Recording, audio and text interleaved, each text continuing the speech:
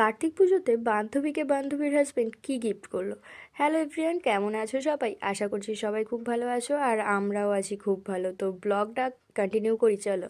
তো সেদিন ছিল সোমবার, কার্তিক পুজো, আর সোমবার মানেই তো প্রচুর কাজের চাপ। সকালবেলা পড়িয়ে এসে তারপর বাড়ি থেকে রেডি হয়ে বেরোতে আমাদের ওই 12টা সাড়ে 12টাই হয়ে গিয়েছিল। যদিও রাত্রিবেলা থাকার পারমিশন ছিল না, তাই বেলার দিকেই গিয়েছিলাম কার্তিক পুজো বাড়ি।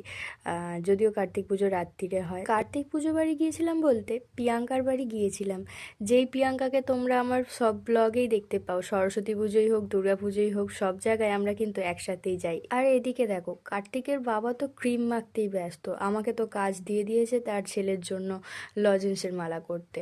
আমরা যেহেতু সবাই সেম ব্যাচের, তাই গল্পটা একটু বেশিই হচ্ছিল, কাজ তো কম হচ্ছিল। তখন প্রিয়াঙ্কা হঠাৎ এসে বলল ওকে নূপুরগুলো পরিয়ে দিতে, আর এই নূপুরগুলো হচ্ছে ওর হাজবেন্ড কার্তিক পুজোকে গিফট করেছে।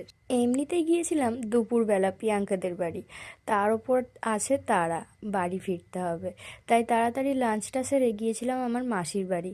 মাসি জানতে পেরেছে যে আমি প্রিয়াঙ্কাদের বাড়ি এসেছি, তাই মাসি ফোন করে বললো একবার আয় ঘুরে যা। তো গিয়ে দেখলাম বোন একটা কাগজের ফুল বানিয়েছে ওর প্রজেক্টের জন্য। তো সেটারই একটা ভিডিও তোমাদের সাথে শেয়ার করলাম। তারপরে তাড়াতাড়ি বেরিয়ে পড়েছিলাম পড়াতে যাব বলে। একে পড়িয়ে আবার যাকে পড়াতে যাব, তার মা ফোন করে বলল আজকে তাকে ছুটি দিতে হবে। তো আমি তো মহা আনন্দে লাফাচ্ছি। তো চলো, আজকের মতো এই পর্যন্তই। ভিডিওটা কেমন লাগলো অবশ্যই কমেন্ট করে জানিও।